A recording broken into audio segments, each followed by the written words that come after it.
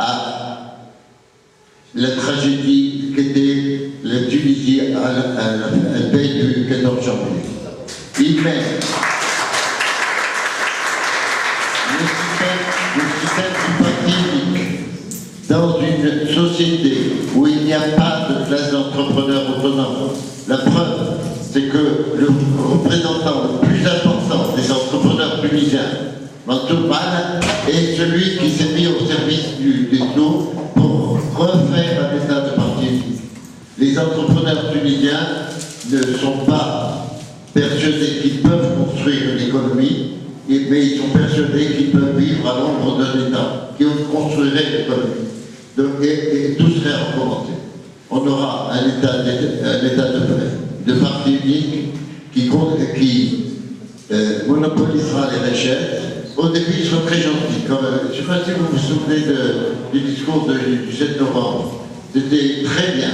Énormément de gens de gauche ont été... je ne dis pas en sablé de champagne, c'était le matin. Mais vraiment, c'était tout comme. Bon, il n'a pas fallu 2 ans pour s'en remettre. Je pense que la manœuvre à laquelle on assiste est un coup de poignard à la Tunisie. Mais je n'ai pas d'inquiétude. De toute façon, ni le RCD, bien sûr, puisque victime de la révolution, ni les partis politiques contre ou avec le RCD, n'étant en rapport direct avec la révolution, n'étant concernés par le devenir de la révolution, que ce qui peut leur arriver ne changera rien à l'histoire de la Tunisie. La révolution a été faite par des jeunes qui n'ont aucun respect pour les partis politiques et qui n'ont à leur égard qu'une méfiance systématique. Continuez comme ça et probablement, c'est pas le Casbah, c'est pas Casbah 3 ou Casbah 4 ou Casbah 5 qu'il y aura, c'est une nouvelle révolution. On va écouter d'autres questions. Alors, il y a une question, madame, allez-y. Là, oui, vous. Oui, allez-y. Levez-vous, vous écoutez.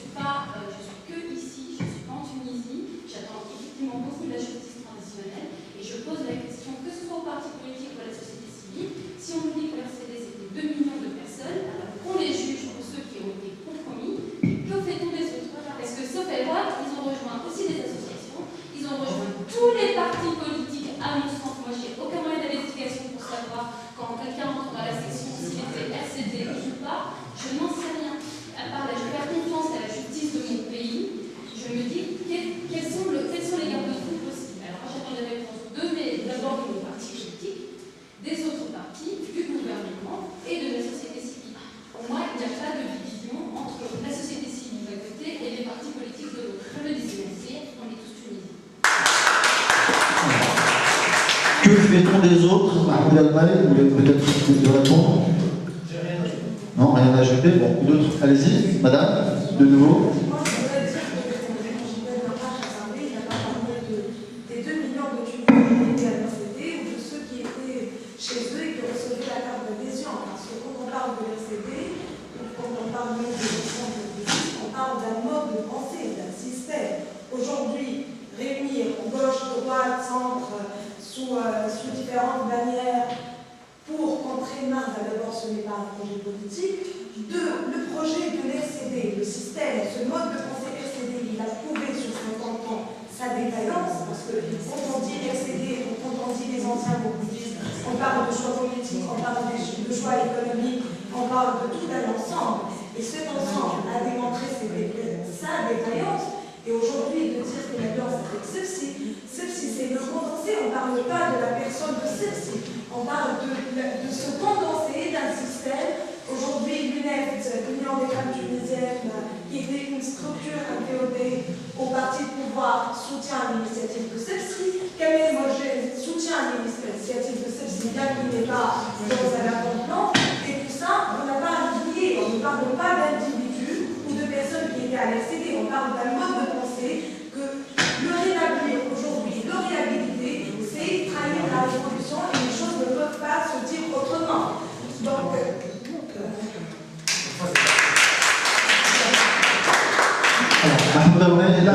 oui, là on ne parle pas d'union, on parle de regrouper les Tunisiens derrière un projet de société, autour d'un projet de société.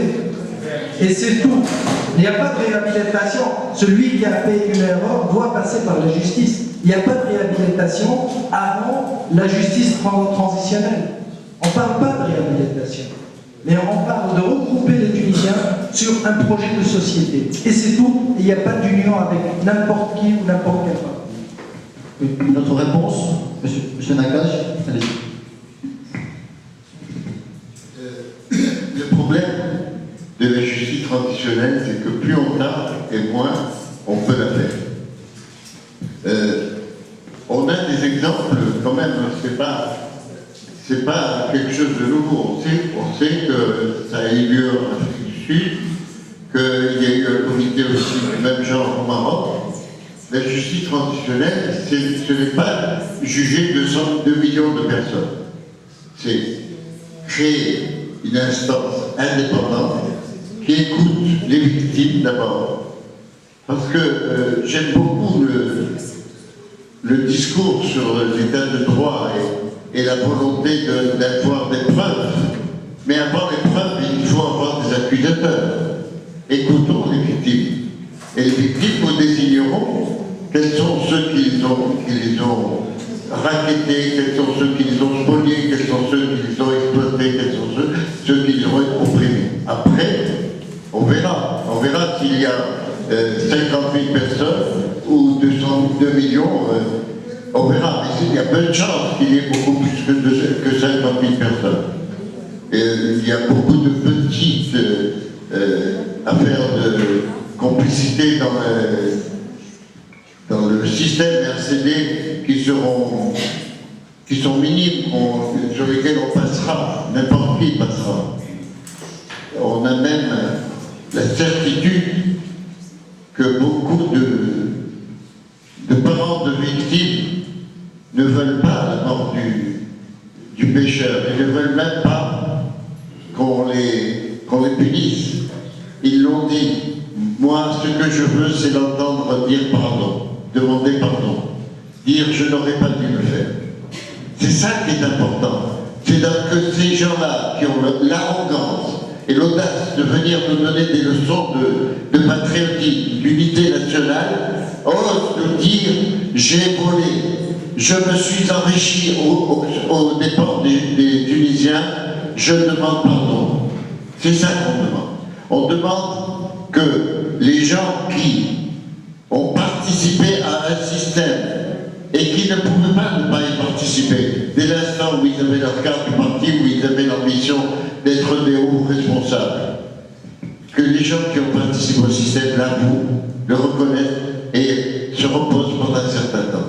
Qu'ils ne reviennent pas nous donner des leçons. Alors, le PDP fait partie des gens qui sont prêts à leur faire confiance pour faire partie de la communauté nationale. Moi, je suis tout à fait prêt après la justice transitionnelle, pas avant. Avant, c'est un moyen de les renforcer et de les rendre capables de mettre de nouveaux obstacles à la réalisation de cette justice.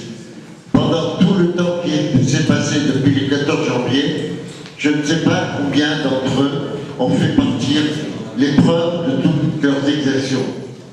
Je ne sais pas combien d'archives ont été brûlées dans les commissariats de police du pays. Je ne sais pas combien de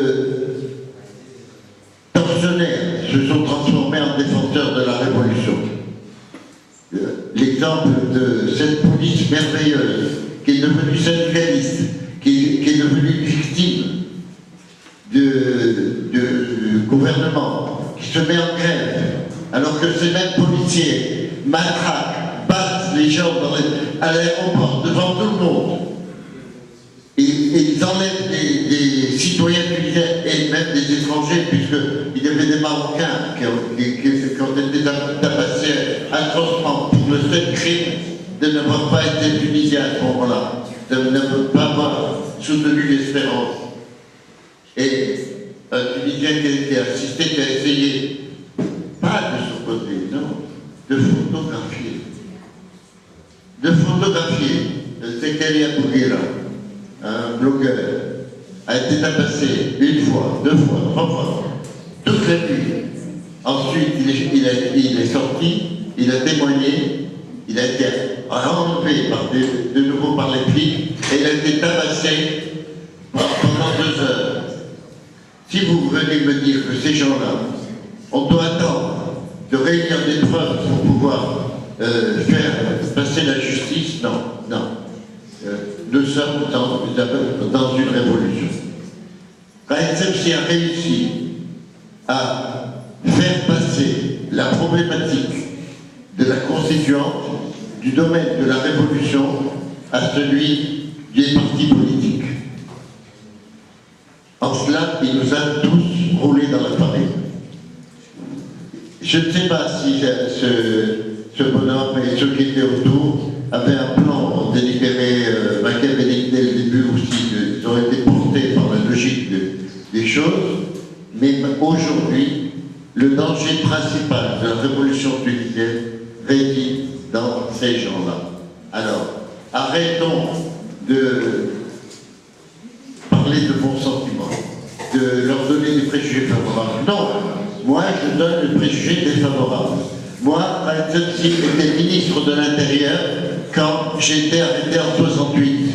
Et le ministre de l'Intérieur, qui n'est pas venu participer aux interrogatoires, et dont je suis prêt à admettre qu'il n'a pas approuvé la torture. Mais ce ministre de l'Intérieur savait ce qui se passait puisqu'il nous faisait envoyer de la nourriture correcte pour qu'on soit capable de continuer à subir les interrogatoires. Alors, on va écouter Sabine Benarmissian qui voulait vous dire quelque chose.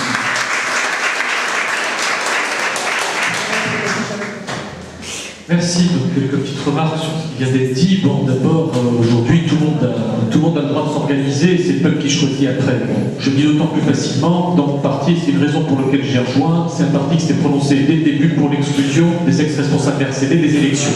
Clairement, ça a été fait. Donc, je le dis très facilement aujourd'hui. Quand il y a 2 millions d'anciens adhérents dans ce parti, bon, effectivement, celui qui n'a pas tué, celui qui n'a pas volé, celui qui n'a pas torturé, bon, il pourrait être intégré dans la communauté tunisienne, dans la communauté du pays. Voilà. Maintenant, sur la justice, il faut faire très attention. Quand on dit il faut juger tout de suite sans mettre de règles parce qu'on est dans un processus révolutionnaire, je ne suis pas d'accord avec vous. Ça conduit à quoi? La Révolution française, une très belle idée, elle a conduit à la terreur à un moment. Et heureusement qu'à un moment, ça a été arrêté. La Révolution russe, même chose, on a vu ce qu'ont donné les procès de Lénine ou les procès de Staline. Voilà, tout ça, c'est des dérives qu'il faut éviter. Aujourd'hui, il y a une soif de vengeance chez certains Tunisiens, il y a une volonté d'aller vite. Attention à ne pas condamner des innocents ou des lampistes. C'est les vrais responsables qui doivent être condamnés et qui doivent être condamnés sur des vraies règles. Là, on ne peut pas aujourd'hui demander à ce qu'on ait une constitution qui protège les droits de l'homme et faire exactement le contraire tout de suite avant dans la phase transitoire. Par contre, je suis d'accord avec vous écoutez, c'est tout le travail de la justice. Quand vous dites on ne peut pas attendre des preuves pour condamner, moi ça me fait bondir. Je vous dis, j'ai été avocat, quand on dit on ne peut pas attendre des preuves, attendez, c'est pas possible. J'étais membre de l'association de défense des droits de l'homme, j'étais avocat, il faut des preuves. S'il n'y a pas de preuves, il n'y a pas de condamnation. Alors malheureusement, comme je vous dis tout à l'heure, je préfère un coupable en liberté plutôt qu'un innocent en prison. Voilà, et quand on parle de la peine de mort, j'aurais le même raisonnement.